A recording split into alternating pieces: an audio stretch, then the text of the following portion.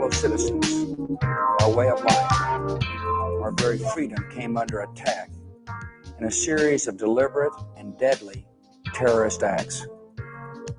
The victims were in airplanes or in their offices, secretaries, businessmen and women, military and federal workers, moms and dads, friends and neighbors. Thousands of lives were suddenly ended by evil, despicable acts of terror. The pictures of airplanes flying into buildings, fires burning, huge structures collapsing, have filled us with disbelief, terrible sadness, and a quiet, unyielding anger. These acts of mass murder were intended to frighten our nation into chaos and retreat. But they have failed. Our country is strong. A great people has been moved to defend a great nation. Terrorist attacks can shake the foundations of our biggest buildings, but they cannot touch the foundation of America. These acts shatter steel, but they cannot dent the steel of American resolve. America was targeted for attack because we're the brightest beacon for freedom and opportunity in the world, and no one will keep that light from shining. Today, our nation saw evil, the very worst of human nature, and we responded with the best of America, with the daring of our rescue workers, with the caring for strangers and neighbors who came to give blood and help in any way they could. Immediately following the first attack, I implemented our government's emergency response plans. Our military is powerful and it's prepared.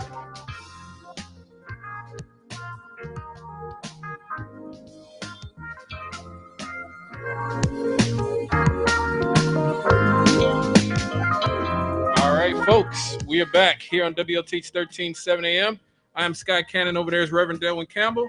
Give us a call, 219-885-1371, and we're just talking about this anniversary of 9/11. Can you believe it's been 20 years, Rev? I know. That's something, man, because, I can still remember, that morning, getting up, hearing, I was on the West Coast at the time, hearing that something had just happened 5 minutes ago, cutting on the television, and then a few minutes later, seeing the other airplane as it flew into, and you're going, what in the world? Wow.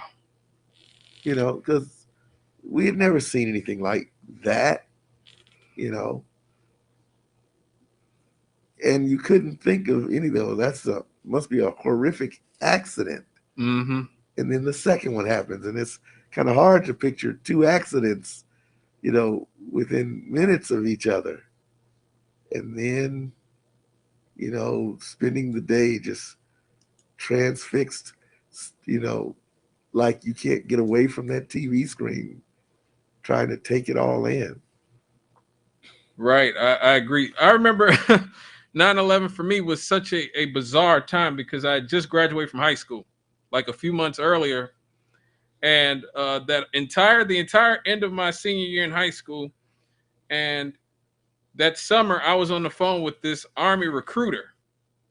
And because, me and him started kind of struck up a relationship at school. He came up to Emerson and was handing out packets. And I actually had a t-shirt from him. I used to wear this Army t-shirt a lot when I was younger, but that he gave me. And that entire summer, me and him talked regularly, and he would try to recruit me, and I was sort of waffling about whether I wanted to join the Army or not.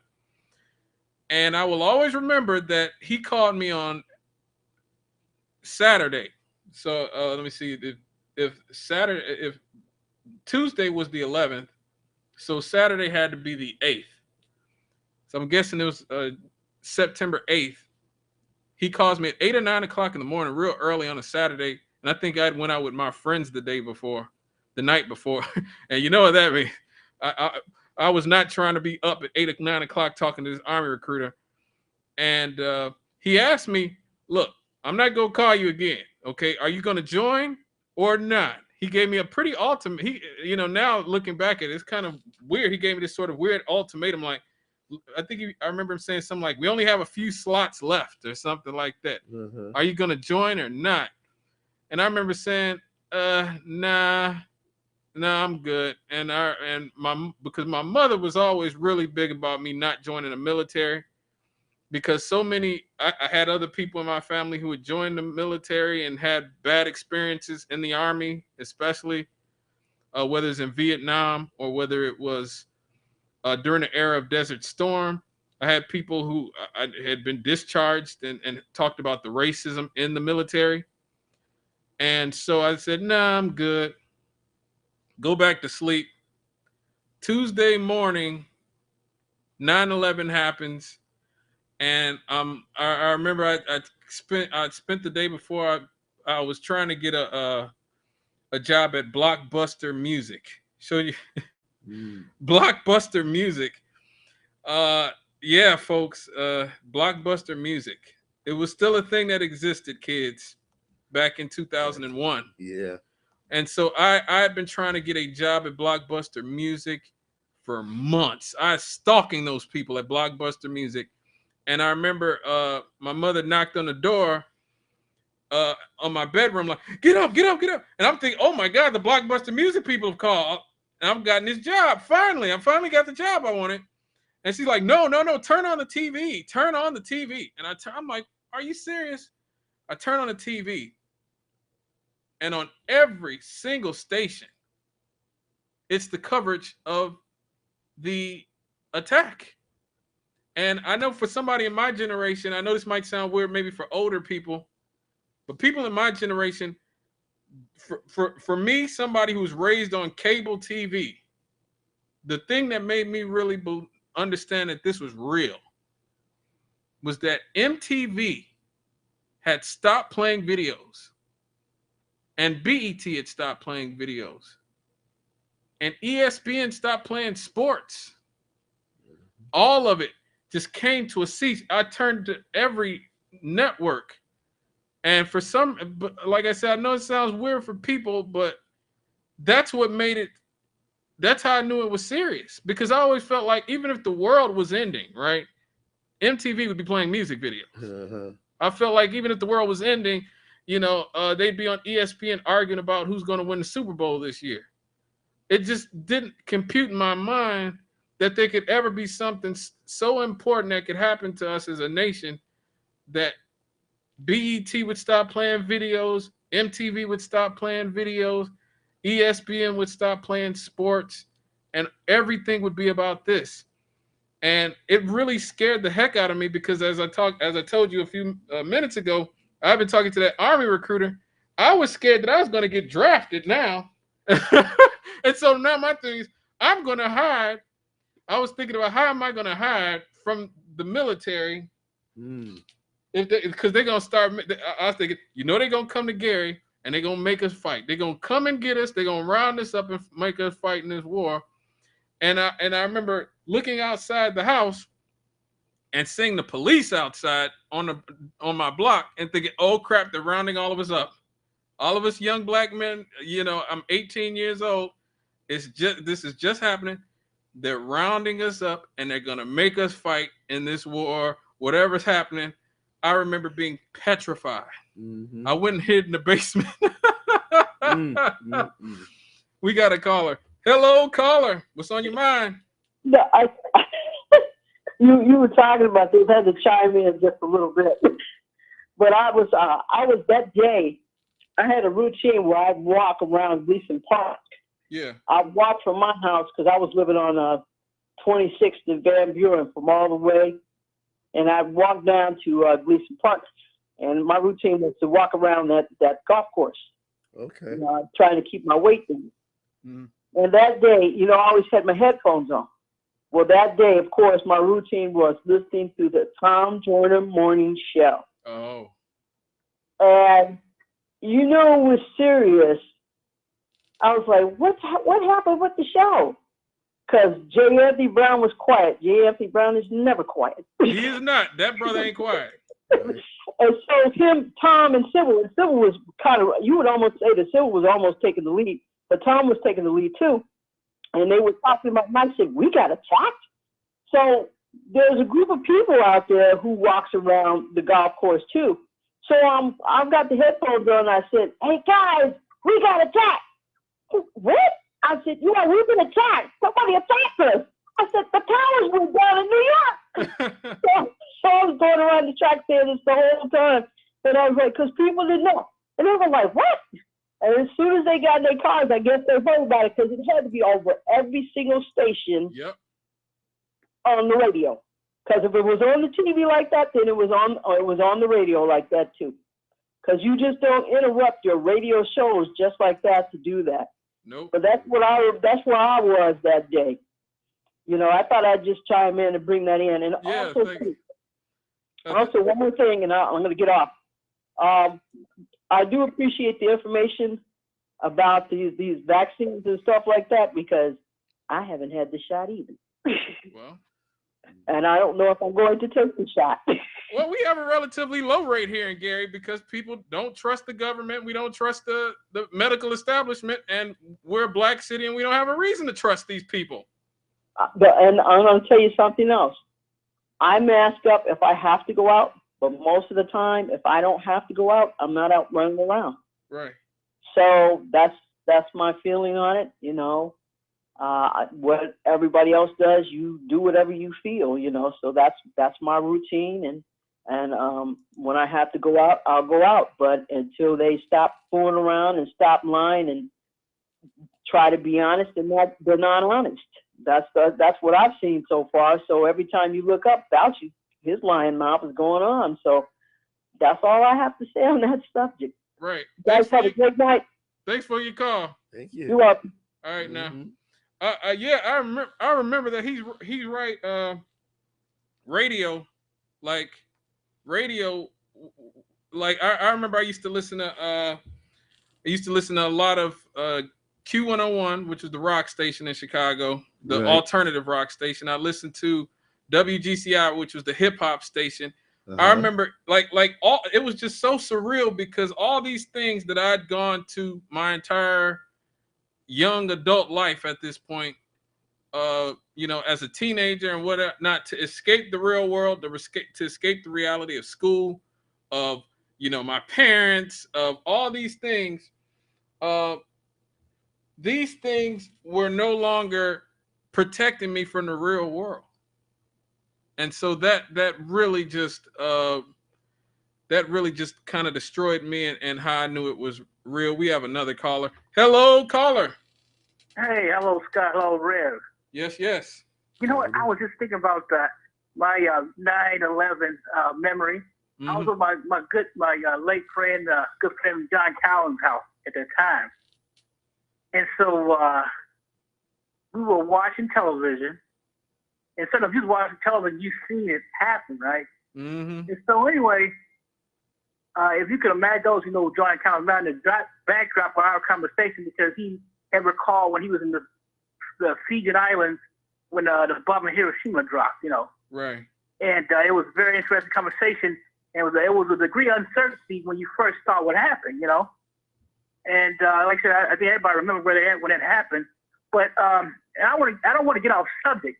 Yeah. But I want people to remember where those people were from, for the most part, who was involved in the hijacking. I don't want to rush the show. I don't know if you guys. No. Keep it real. Keep it real. No, they was from Saudi Arabia. Yes. Not from Iraq, not from Afghanistan. They're from Saudi Arabia, and this is a country that has one of the most favored nation status in the United States. We did not, you know, send any troops to Saudi Arabia, and so and if you think about it, just and for the most part, in my opinion, it was the U.S. already had plans in terms of going to those nations, and quite frankly, a couple of weeks earlier, they had met with the Taliban in terms of running a pipeline through Afghanistan to reach India. But of course, the Taliban said no. And nowadays, the Taliban has agreed to protect the pipeline. Of course, it's up and running by now, you know. Mm-hmm. And so one thing I like to look at is the civil liberties we lost because of 9/11. And like you said earlier, how the war industrial complex, which includes the main CD, like you guys said, has profiteered off this war for the last 20 years. And yeah, and I can relate to the story with the recruiters because my brother and I, because doing a dense film area, they would call, and my brother and I would just ride and we'll eat a sandwich and stuff. We would work the recruiters too, like he was doing, something to do when he was bored. But we had very interesting conversations, and I'm going to take some of those little while show. But yeah, so I think you have to realize, above all else, don't get caught up in emotions about this because there were individuals who really took advantage of the situation. And I don't know if you don't recall, what were we talking about? What was the biggest story right before the 9/11 incident occurred, which happened to be my sister's birthday? Interesting, but what was Shark attacks, and Gary Condit. Indeed. And then before then, it was an election that had to be settled. Remember that? Well, Haig and Ted. Well, there's also the 2000. Was this going to be some big major cataclysmic event because the computers weren't set to, handle 2000. Right. Well, that was a big one. Oh, that was a money maker too. I had relatives go buy all types of things. And millennium was coming up and computers going down. But I think the biggest lesson we learned about this is how ruthless the war industrial complex is, and how we've seen it, like people like Phil Donahue, they picked him off MSNBC. Jesse Ventura, they paid him to stay at home because they were the anti-war voices at that time. But anyway, guys, I'm enjoying the show, and so I'll just hang up and listen. Yeah, I agree. Yeah, I remember the whole shark attack phenomenon was dominating in the summer of 2001. I remember that. And Gary Condit, remember the Gary Condit thing with the Chandra Levy? He was this was not that long after Bill Clinton, so this is the year after Clinton got out of office. Yeah. And Gary Condit was another Democrat who had been with a intern, and this intern ended up dead. And unlike Monica Lewinsky, Chandra Levy ended up dead, and they ended up saying that a lot of people thought he was responsible for it. A lot of people thought that Gary Condit was the one who did it, and so that was a really big situation. But yeah, our last caller was talking about how these wars were planned ahead of time, and it's not out of nowhere. I like to always play this clip of General Wesley Clark talking about how the Bush administration immediately after 9/11 started planning had already somehow imagined up how they were going to take over 7 countries in 5 years. We got to go to a break, but on the way out, this is General Wesley Clark. After 9/11, I went through the Pentagon and I saw Secretary Rumsfeld and Deputy Secretary Wolfowitz. I went downstairs just to say hello to some of the people on the Joint Staff who used to work for me. And one of the generals called me and he said, "Sir, you got to come in. You got to come in and talk to me a second." I said, "Well, you're too busy." He said, No. He says, "We've made the decision. We're going to war with Iraq." This was on or about the 20th of September. I said, "We're going to war with Iraq. Why?" He said, "I don't know." He said, "I guess they don't know what else to do." So I said, "Well, did they find some information connecting Saddam to Al-Qaeda?" He said, No. He says, "There's nothing new that way. They just made the decision to go to war with Iraq." He said, "I guess it's like we don't know what to do about terrorists, but we got a good military and we can take down governments." And he said, "I guess if the only tool you have is a hammer, every problem has to look like a nail." So I came back to see him a few weeks later, and by that time we were bombing in Afghanistan. I said, "Are we still going to war with Iraq?" And he said, "Oh, it's worse than that." He said, he reached over on his desk, he picked up a piece of paper. He said, I just got this down from upstairs, meaning the Secretary of Defense office today. And he said, "This is a memo that describes how we're going to take out 7 countries in 5 years, starting with Iraq and then Syria, Lebanon, Libya, Somalia, Sudan, and finishing off Iran. The truth is about the Middle East is, had there been no oil there, it would be like Africa. Nobody is threatening to intervene in Africa. The problem is the opposite. We keep asking for people to intervene and stop it. And there's no question that the presence of petroleum throughout the region has sparked great power involvement. Whether that was the specific motivation for the coup or not, I can't tell you, but there was definitely, there's always been this attitude that somehow we could intervene and use force in the region.